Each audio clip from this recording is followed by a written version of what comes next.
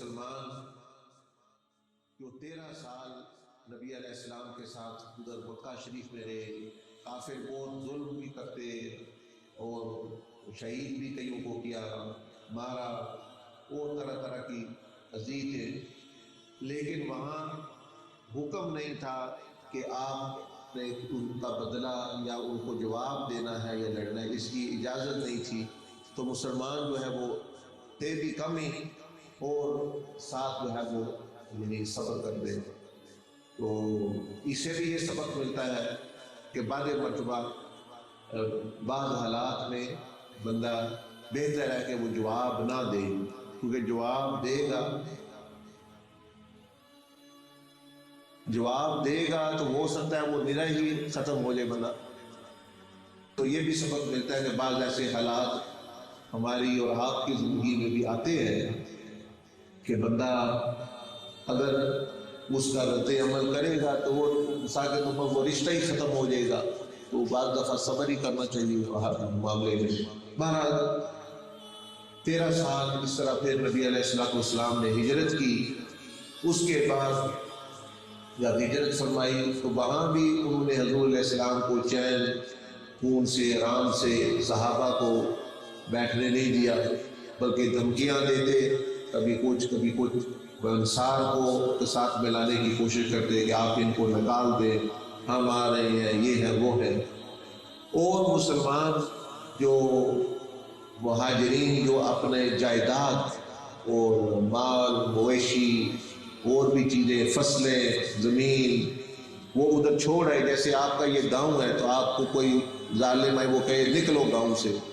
آپ جو ہے کہیں جا کے اور آباد ہو گئے بلوچستان میں، اور اگر آپ نظر آئے تو آپ کو مار دیا جائے گا، تو آپ نے تو پھر چھپ چھپا کے یہاں سے جانا ہے، اپنی جان بچانی ہے۔ جس طرح مثلا پاکستان بنا تھا تو اس وقت لوگ اپنی زمینیں، اپنی مویشی، اپنے بھینسیں، اپنے گھوڑے وغیرہ کو ساتھ نہیں لاگو، تو ضروری سامان لیا تو لوگ ادھر سے ادھر سے، اب تو جان بچانے کا جو ہے وہ مسئلہ بنا ہوا ہے۔ تو مسلمانوں نے، صحابہ کرام نے جب مکہ شریف سے ہجرت کی تو وہ جان بچانے کے لیے غرض سے تھی، اور اللہ کا حکم اور نبی علیہ السلام کے حکم کے مطابق تو وہ اپنی جتنی بھی جائیداد وغیرہ، زمینیں، مال مویشی اور چیزیں وہ ادھر چھوڑ آئے۔ اب وہ کافروں نے کیا ایک تو ان کو آرام سے وہاں بھی نہیں بیٹھنے دیا، چلو وہاں چپ کر جاتے پھر بھی، دوسرا وہی مال وہ چیزیں لے کر، اس میں سے چیزیں لے کر انہوں نے بہت بڑا اسلحہ خریدنے کا ارادہ کیا۔ یہ قافلہ ابو سفیان جو اس وقت مسلمان نہیں ہوئے تھے ان کے سرپرستی میں شام میں گیا، وہ بڑا مال، تو اب پلاننگ منصوبہ یہی تھا کہ یہ حملہ کرنا ہے۔ تو اب نبی علیہ السلام نے صحابہ کرام کے ساتھ مشورہ کیا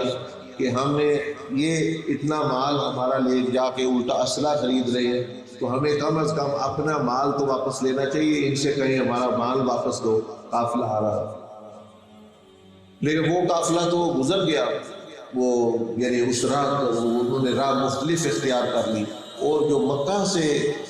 ایک بہت بڑی فوج آئی تھی 1200 1300 بندے کی، وہ جو ہے اس سے جو ہے وہ سامنا۔ اب جب نبی علیہ السلام وہاں پہنچے تو دیکھا وہاں قافلہ تو نہیں ہے، وہاں تو ایک فوج ہے 1200 بندے کی، تلواروں سے، نیزوں سے، گھوڑوں سے، بڑی طاقتور۔ تو اب آپ نے مشورہ کیا، اس لیے کہتے ہیں مشورہ کرنا بھی سنت ہے، مشورہ بندے کو کرنا چاہیے۔ آپ نے مشورہ کیا تو ان کے ساتھ انصاری جو صحابی تھے جو مدینہ، ان کے ساتھ معاہدہ تھا کہ وہ مدد کریں گے آپ کی، یعنی دفاع کریں گے جب شہر کے اندر کوئی مدینہ پر کوئی حملہ ہوا۔ اب یہ کیونکہ باہر جنگ ہو رہی تھی، یہ بدر کافی 60-70 میل دور ہے، اب نبی علیہ السلام کے ذہن میں یہ خیال گزرا کہ ان پر تو پابندی نہیں ہے لڑنے کی۔ تو آپ نے پھر مشورہ کیا کہ بھئی اے میرے صحابہ، کیا تمہاری رائے ہے کہ آپ کیا کرنا چاہیے؟ مہاجرین نے فرمایا جیسا آپ فرمائیں ہم تیار ہیں۔ آپ نے دوسری مرتبہ فرمایا کہ کیا کرنا چاہیے؟ وہ تیسری مرتبہ فرمایا تو وہ جو انصاری صحابی تھے حضرت سعد بن معاذ رضی اللہ تعالیٰ عنہ، وہ سمجھ گئے کہ یہ نبی علیہ السلام ہم سے مخاطب ہے، کیونکہ دیکھیں آپ علیہ السلام نے جو معاہدہ ان سے کیا ہوا تھا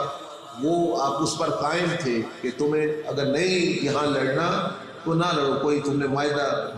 ہمارے ساتھ وہ نہیں ہے، لیکن پھر بھی آپ نے ان کی رائے، ان کا مشورہ جو ہے وہ پوچھا۔ حضرت سعد بن عبادہ نے فرمایا کہ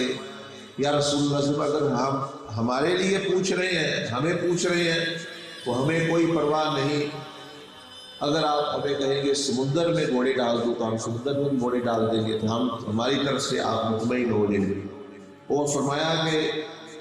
جو آپ چاہیں کریں، جو آپ ہمارے مال سے لیں ہم اس پہ بھی خوش ہیں، جو دیں ہمیں اس پر بھی خوش ہیں۔ بلکہ انہوں نے ایک ایسی بات کہی کہ جو عظیم عشق اور محبت جس کے دل میں ہو اسی سے وہ نکل سکتی ہے۔ انہوں نے فرمایا کہ ایک مال ہے، مثلا یہ پھول ہے، یہ میرے پاس ہے، پیسہ ہے، سونا ہے، لیکن یہ میرے پاس ہے تو مجھے خوشی ہے، میرا مال ہے، میرے پیسے ہیں، میرا سونا ہے۔ انہوں نے فرمایا یا رسول اللہ صلی اللہ علیہ وسلم، جب یہ مال آپ لے لیں گے نا، آپ کے پاس چلا جائے گا تو مجھے زیادہ پیارا ہو جائے گا، زیادہ خوشی ہوگی کہ یہ آپ کے پاس، اب مجھے پہلے سے بھی زیادہ پیار ہو گیا اس سے، کیونکہ وہ آپ کے پاس چلا گیا۔ ہم تو دیکھیں اللہ کی راہ میں دینا ہو یا وہ پہلے تو دیتے ہی نہیں ہیں، اگر دے تو وہ گھٹیا چیز دے گے جو ہمارے کام کی نہیں ہے، چیز نہیں ہے، اور مطلب ہے کہ کوشش کی نہ ہی دینا پڑے۔ یہ علامت ہے کہ اس بندے کو مال سے، پیسے سے محبت ہے، اللہ دینے والے سے کوئی محبت اس کو خاص اس درجے کی نہیں، بلکہ آج کل اس کی پیسے کی محبت زیادہ اس کے دل پر غالب ہے۔ وہ جن میں نبی علیہ السلام کی اور اللہ کی محبت ہو تو وہ حضرت سعد بن معاذ فرما رہے ہیں یا رسول اللہ صلی اللہ علیہ وسلم، میرے مال میرے پاس ہو تو مجھے پیارا ہے، لیکن جب آپ کے پاس چلا جائے تو مجھے وہ جو خوشی ہوتی ہے، وہ جو خوشی ہمیں ہوگی کہ آپ نے ہمارا مال لے لیا، ہم اپنا سونا آپ کے پاس دیکھیں، اپنے پیسے آپ کے پاس دیکھیں، وہ جو خوشی ہے وہ بہت زیادہ ہے۔ یعنی یہ انہوں نے فرمایا، اور یہی مومن کا اور ایمان والے کا یہی ہونا چاہیے کہ مال ہمارے پاس ہے، ہمیں بھی خوشی ہے، چلو اللہ نے نعمت دی ہے، لیکن جب اللہ کی راہ میں دے، جب اللہ کو دے دیا تو پھر سمجھ لے اللہ کے پاس پہنچ گیا، پھر زیادہ خوشی ہونی چاہیے کہ وہ ہمارے رب کے پاس پہنچ گیا، ہمارے لیے محفوظ ہو گیا، اللہ پاک نے ہمارا مال جو ہے وہ قبول فرما لیا۔ تو یہ چیز، تو یہ حضرت سعد بن معاذ رضی اللہ تعالیٰ عنہ نے